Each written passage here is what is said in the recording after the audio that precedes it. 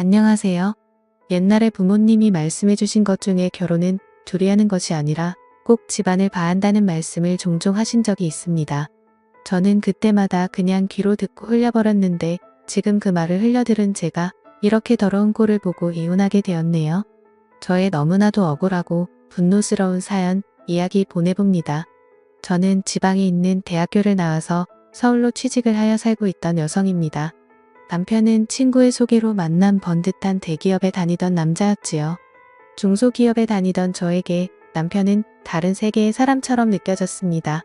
명문대 출신의 대기업 남자 누가 봐도 1등 신랑감이었던 남편 그와 다르게 서울에 올라와 중소기업에서 지금 월급으로 아둥바둥하는 살고 있는 저에게 먼저 다가와 자신의 이상형이라며 다가와준 이런 남자. 하지만 이런 남자에게 저는 어울리지 않을 거라며 몇 번이고 밀어냈었습니다. 사실 그땐 남자 혐오증도 좀 많이 있었습니다.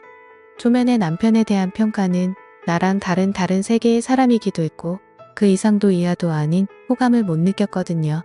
제 입으로 말하긴 그렇지만 처녀 시절 때 외모 탓 때문인지 많은 남자들의 관심을 받았고 서울에 올라온 지 얼마 안 되었을 때 나쁜 남자에게 속아서 사귀고 헤어진 뒤로는 스토킹도 단년 이상 다 했던지라 진짜 남자라면 질려서 남자들에 대한 관심이 정말 없다 싶어 했었거든요. 그렇게 저는 4년 동안 남자친구 없이 혼자 지냈습니다. 물론 그동안 정말 많은 남자들한테 호감 표시를 받았지만 대응한 적은 단 한 번도 없었고요. 그런데 이상하게 남편은 진짜 순수하게 저만 챙기는 게 느껴질 정도였습니다. 저를 유리그릇 다루듯이 챙기려는 남편을 보고 괜히 상처 주기도 싫어서 제가 왜 우리들은 사귀면 안 되는지에 대해서 말을 했더니 남편이 말하길 자신도 그렇게 모든 것이 완벽한 게 아니라고 하더군요. 이야기를 들어보니 남편의 아버지가 그렇게 망난이었다고 합니다.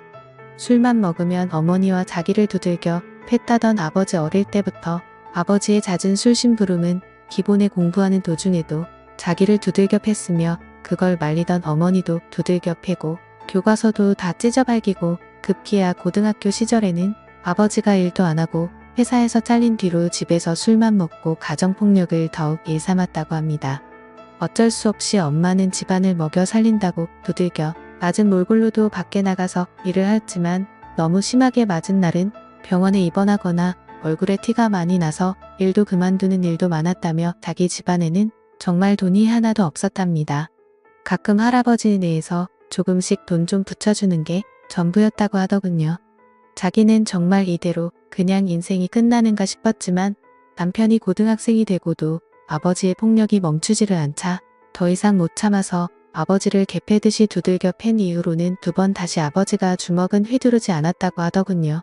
그 이후로 가정폭력은 사라졌지만 여전히 집구석에서 돈도 안 벌고 술만 찾는 아버지가 있답니다. 그래도 아버지를 두들겨 팬 기 효과적이었는지 어머니도 나가서 일을 더 오래 다닐 수 있게 되었고 자신도 그런 어머니를 위해 학원과 공부에 집중을 해서 더욱 도끼를 품고 공부만 하였고 노력의 결실로 결국 하고 싶었던 꿈을 그리던 명문대에 진학할 수 있었다고 합니다.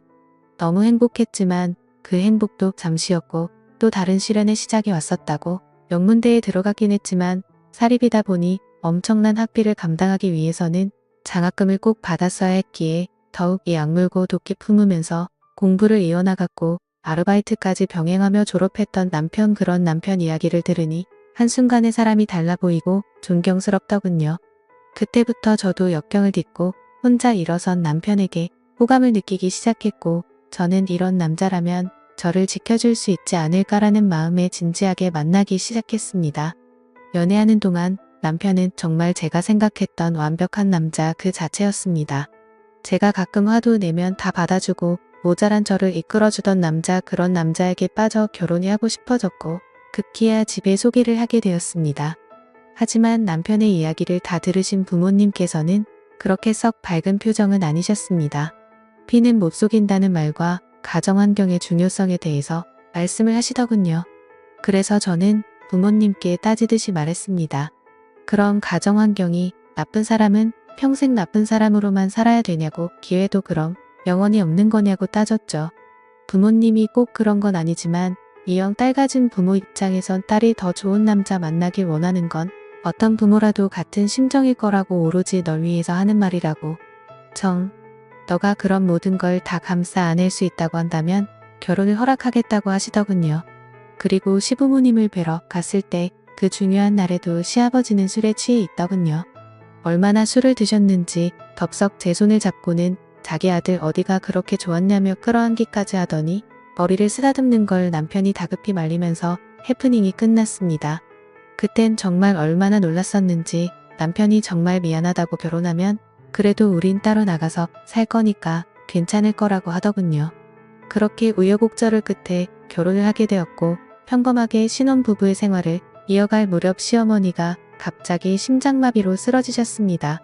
장애가 남을 수 있다고 하였고 재활 케어가 정말 중요하다는 말에 남편이 어느 날 퇴근하고서 제 앞에 무릎 꿇고는 빌더군요. 내가 지금 돈이 많이 없어서 재활원에 보내드릴 수는 없고 돌봐줄 사람이라고는 자기밖에 없는데 그렇게 되면 어머니를 집안에 모시게 되어야 하고 아버지도 올 것 같은데 저한테 너무 미안하다고 정말 이런 의도가 없었다며 비참하게 저한테 사정을 하더군요. 저도 정말 싫었지만 아무리 생각해봐도 저희 형편의 시어머니에게 그 비싼 치료비를 다 지급해드릴 수도 없고 저희가 돌보는 수밖에 없을 것 같더라고요. 그렇게 시부모를 어쩔 수 없이 모시게 되었습니다. 지금 생각해보면 그때 제 불길한 마음을 믿고 어떻게든 했어야 되지 않았나 수백 번이고 후회하고 있습니다.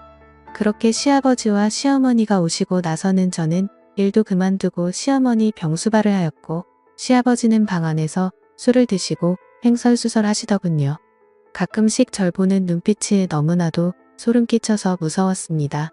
남편은 퇴근을 하면 최대한 빠르게 집에 와서는 저한테 미안한지 계속 눈치를 보며 시어머니를 챙기고 저보고 항상 싫어했지만 사실상 저희 부부의 신혼생활은 끝이 났었습니다.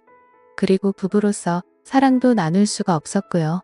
한 번은 시도한 적이 있었는데 시아버지가 문틈으로 훔쳐보는 걸 제가 발견하고 깜짝 놀라서 소리친 이후로는 저도 겁이 나서 두 번 다시는 그런 적이 없었습니다. 그 이후로도 시아버지는 저에게 몰래 다가와 뒤에서 바짝 다가오더니 아들놈은 이런 걸 마음대로 할 수 있다며 부럽다는 등의 이야기를 하더군요. 그때마다 성질을 내며 남편에게도 말을 했지만 남편이 시아버지에게 아무리 화를 내도 고쳐지질 않았습니다. 오히려 은근 슬쩍 실수인 척 제 몸을 스치는 듯한 일도 늘어났습니다. 그리고 몇 달이 지나고 저는 오랜만에 친구들을 만나서 진탕 마시고 들어왔었는데 그날 밤 남편이 들어오기 전에 사고가 일어나고야 말았던 거죠. 시아버지는 남편에게 말하면 모두 끝장 내버릴 거라며 협박을 하더군요. 저는 그렇게 말할까 말까 큰 고심에 빠졌고 도저히 저는 못 견디고 그 다음날 경찰을 불러 신고해서 시아버지를 잡아갔습니다. 시아버지는 경찰서에서 제가 유혹을 했다고 소리치더군요. 항상 집에서 옷을 얇게 입고 있었다면서 며느리가 유혹해서 그런 거라며 고래고래 소리를 지르며 당당하게 말하는데 진짜 너무너무 쪽팔리고 창피해 죽겠더라고요. 근데 저를 위로해 줄 줄 알았던 남편은 집에 와서 저한테 충격적인 말을 하더군요. 이런 일이 생겼으면 자기한테 먼저 말을 했어야지 왜 경찰을 먼저 불렀냐며 저를 탓하더군요. 저는 순간적으로 멍해져서 제가 잘못 들은 줄만 알았습니다. 그리고 남편의 눈길에서 읽은 느낌은 그동안 제가 알고 믿고 지내던 남편이 아니었습니다. 뭔가 제가 부정을 저지른 듯한 저를 탓하는 눈빛의 남편. 저는 그 눈길에 진짜 그 인간 쓰레기 시아버지 말처럼 제가 시아버지를 유혹한 천하의 둘도 없는 더러운 며느리가 된 것 같은 기분을 느꼈습니다. 그 이후로 공황장애가 왔고 남편의 얼굴을 보기만 해도 토가 나오는 지경까지 이르렀습니다. 남편은 쌀쌀 맞은 말투로 대체 왜 그러냐며 했습니다. 정신과에서는 제가 후유증으로 이렇게 된 거라고 하더군요. 거의 한 달 지나도 몸 상태가 좋아지질 않자 남편은 혹시 임신한 건 아니냐며 테스트라도 해보라는 말에 제가 진짜 그때 정신이 반쯤 나가서 집안 물건이고 뭐고 다 집어던지며 남편에게 소리를 질렀었습니다. 그리고 테스트 결과 임신은 아니었고요. 남편은 제가 힘들어 보이니 그냥 친정집이라도 내려가 있으라는 말에 바로 짐을 싸서 친정으로 내려갔고 문자로 이혼하자고 보냈습니다. 그제서야 남편은 아픈 어머니 때문에 갈 수가 없는데 대체 저까지 왜 그러냐며 문자 보내는 걸 다 씹더군요. 그렇게 한 달쯤 지나서 남편이 저를 찾아와 이제 집으로 돌아오라며 말했지만 저는 한 달 만에 본 남편을 보고 제 공황장애는 더욱 심해져 두려움에 몸이 떨렸습니다. 결국 톡까지 하게 되자 친정 부모님이 남편 보고 일단 돌아가라고 시켰습니다. 저는 시간이 좀 흘러 몸이 좀 진정이 되자 남편에게 전화를 해서 말했습니다. 당신이랑은 이제 절대로 같이 살 수가 없을 것 같다고. 나는 당시 아버지에게 피해자였는데 누구보다 날 보호해야 되는 당신이 날 더러운 여자로 취급했고 당신의 눈빛 속에 있는 나님이 시아버지를 유혹한 여자였다고? 이제 당신 얼굴만 봐도 트라우마가 생기고 죽을 것 같으니까 그냥 우리 이혼하자고 했더니 절대 못한다며 우리 집 앞까지 찾아와 무릎 꿇고 나오라며 소리 지르길래 경찰 불러서 쫓아냈네요. 시아버지는 징역 3년을 받았습니다. 정말 기가 막히더군요. 제 인생은 파멸이 되었는데 어떻게 이게 겨우 3년을 받은 건지 이해할 수가 없습니다. 저는 그날 이후로 남자라면 나이가 적든 많든 심지어 어린애조차도 경계를 하게 되었고 타인과 맹사를 부딪히는 것조차 극도로 꺼려해서 장갑과 마스크를 항상 끼게 되었습니다. 정신과 약을 먹지 못하면 지금도 손이 떨리고요. 이제 몇 달 뒤면 그 시아버지가 출소한다네요. 너무 억울합니다. 사연의 내용은 여기까지입니다. 오늘도 영상 봐주셔서 감사합니다.